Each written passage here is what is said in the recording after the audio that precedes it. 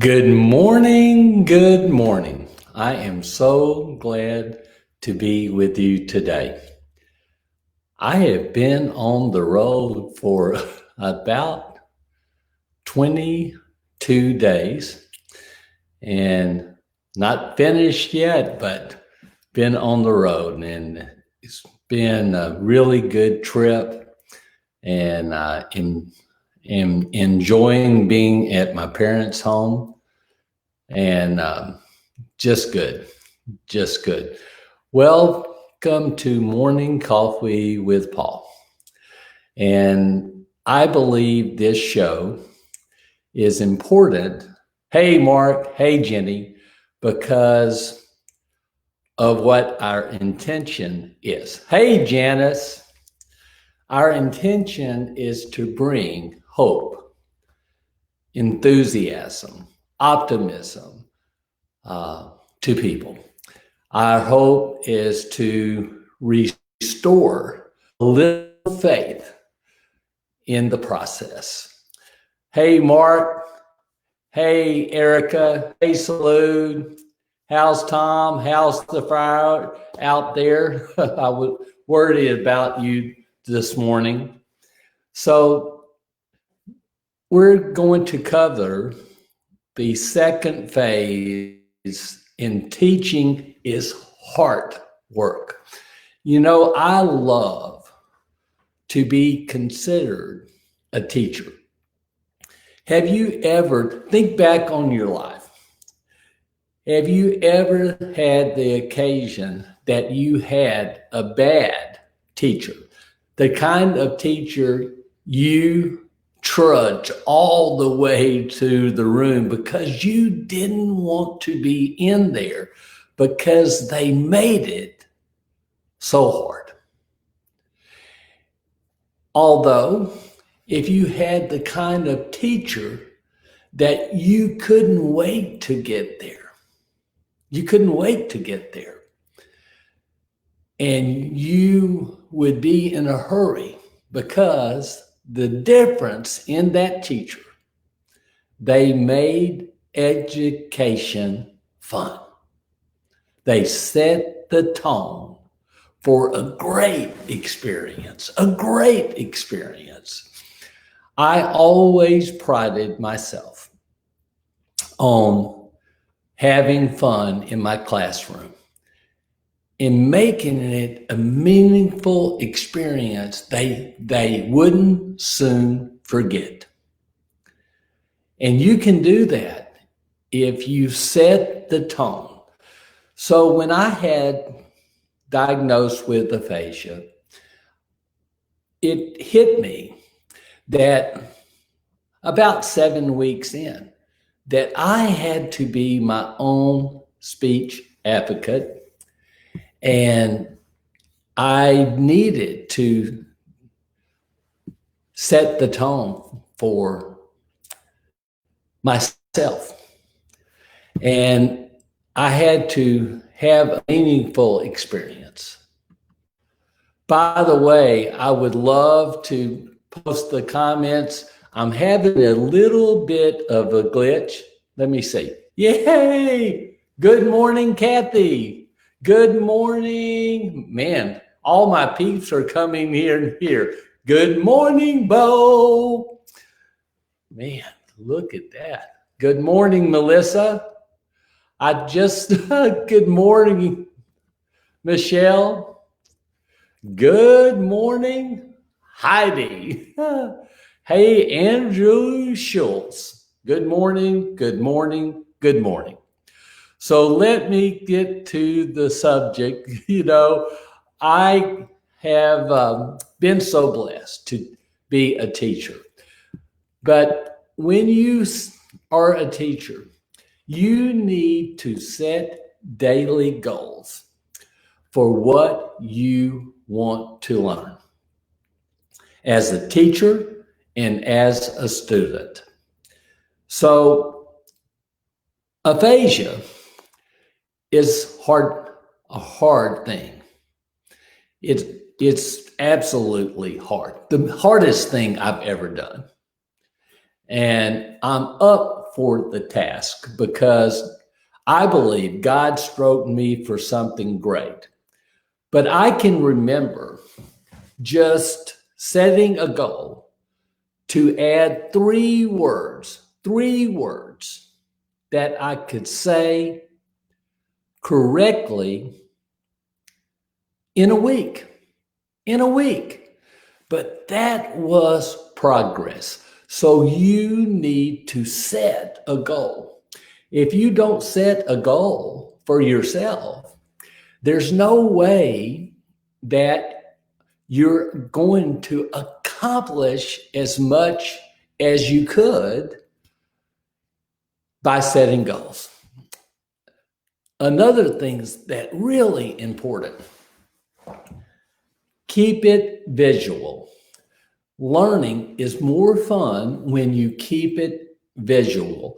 If you have something to see, I place words after words after words on my wall. And when I got through, every night I would sit there and say those words. And the fact that I did that, the fact that I went to bed thinking about those words, woke up and said it again, thinking about those words. You get me so excited. I am getting in a rush. I'm telling you, the fact that it was visual, I could see it everywhere. Before I go to bed, I would say it. When I wake up, I would say it again. I was surrounded by words because that is what I wanted to do. I wanted to talk. So it was really simple to me. I just wanted to talk. And I can tell you that when you keep it visual, when you make progress slowly, 1% at a time, it was so surreal that I made that kind of progress, and you can too. Use affirmations. If you use affirmation, I will learn something today. I will be enthusiastic today. I will operate with unbridled passion today. I will focus on my words today. I will learn new words today. I will learn to slow down so I can speed up. I will operate with goal setting as my premise for the day. I will spread joy every day. When you operate with that kind of seed thought, it helps to learn. And I'm telling you, it does so much. So I want to say to you that as a teacher and as a student, you have to show mutual respect because not everybody will learn the same way. Some people are very paced. Some people are very quick in learning. I believe that the best way to learn is to set a goal, take your time, and master what you are attempting to learn. Just master it. Hey, Jerry Walt is in the house. I'm so glad. Hey, Jerry, how you doing? You know, showing respect is really important for both teacher and student. Praise progress. Praise progress. I'm going to tell you something. The first year when I had aphasia, anything that I could do that I viewed as progress was major league important to me because it's hard work. It's hard. And I'm going to tell you, praise is really important. As a teacher, you need to praise the progress your students make. I can remember going into, I was coughing, sorry, going into my speech therapy clinic. Man, pardon me. And I was having a hard time saying a word. And I didn't receive praise. I received a little bit of criticism. It just shook me to my core. I left that day feeling like I was not going to get any better. But praise is really important. When you have aphasia, it's hard work. And sometimes the words just don't come out like you planned. So praising progress, giving encouragement is so important, so important. So if you want to teach, you have to be willing to give praise to your students. Give them encouragement, please. Give them guidance too. You know, it doesn't take someone special to criticize. If you criticize, why don't you provide guidance instead? Show them how to do it right. Slow down, take time with your student, and really, really provide guidance, praise progress, show respect. And if you do that, that's a teacher. Teaching is hard work. It's not hard work. Follow the process. You know, when I first started talking, and I'm going to tell you, the words just didn't come out right. But I kept following the process.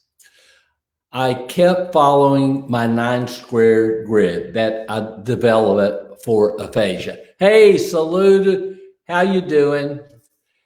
And hey, Nat, I love your show this morning. So good, so good. So when I began to get better is when I followed the process day in, day out, day in, day out. Stick to my process. And you need to give that instruction and guidance to other people. And it's hard, but you can do it. And I'm going to tell you, following the process is so important. So I'm going to talk about something that my good friend Laura knows about, a lot about, and is self-worth. Build self-worth. You know, building self-worth as a student and a teacher is really important. When you have aphasia, you tend to feel like everything's over. And when you lose your voice, it's everything. It's my good friend Felisa Hervey said. It's everything. Everything.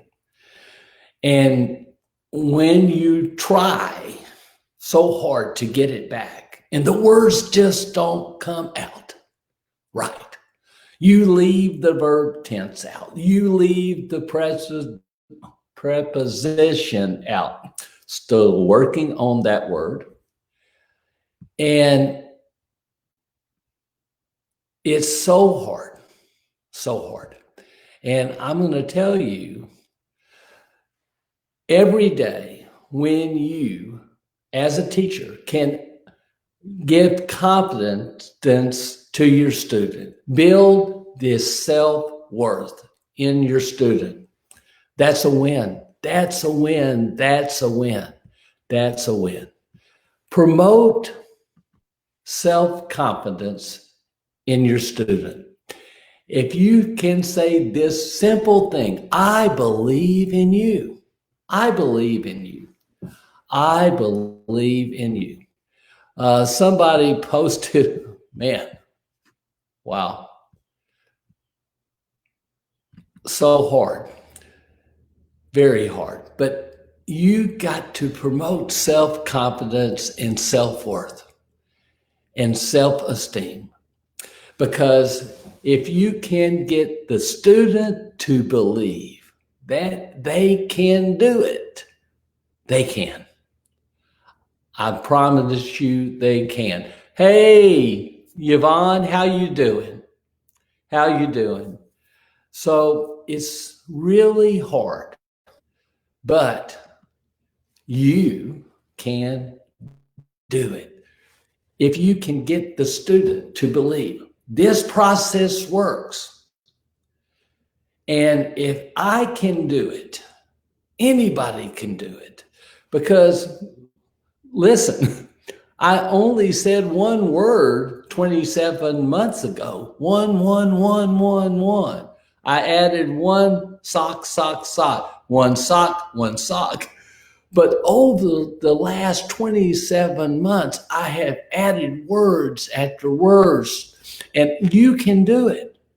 You just have to stick to the process, but you can do it. You have to celebrate your unique greatness in life. You have to celebrate your unique greatness in life. There's nothing like that. And you have to celebrate.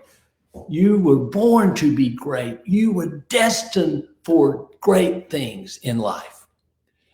And when you have all your gifts stolen away, when you have all your gifts stolen and you can't talk and you can't read and you can't write, you have two choices.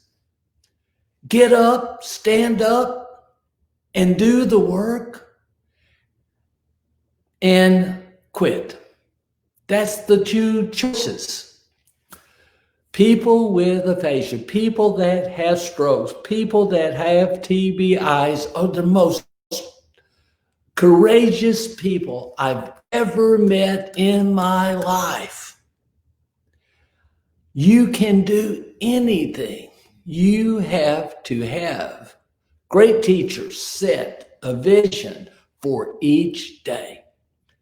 And if you set a vision for the day, you have a goal to back that up, and you're around a great teacher, you can do anything at all. So that's my segment for today. I just want to give a shout out to somebody. Kayla Frederick began her journey 5 years ago yesterday. And I just want to give a shout out to Kayla. I wear her bracelet, Kayla's Comeback Crew. She is really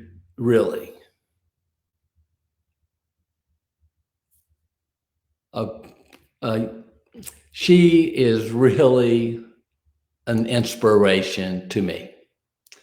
She worked so hard. She worked so hard, and she still does. She's been through 37 surgeries, more than I can imagine, but she is the most positive, enthusiastic, optimistic person. And I just want to give a shout out to Kayla. And I hope you enjoyed the day.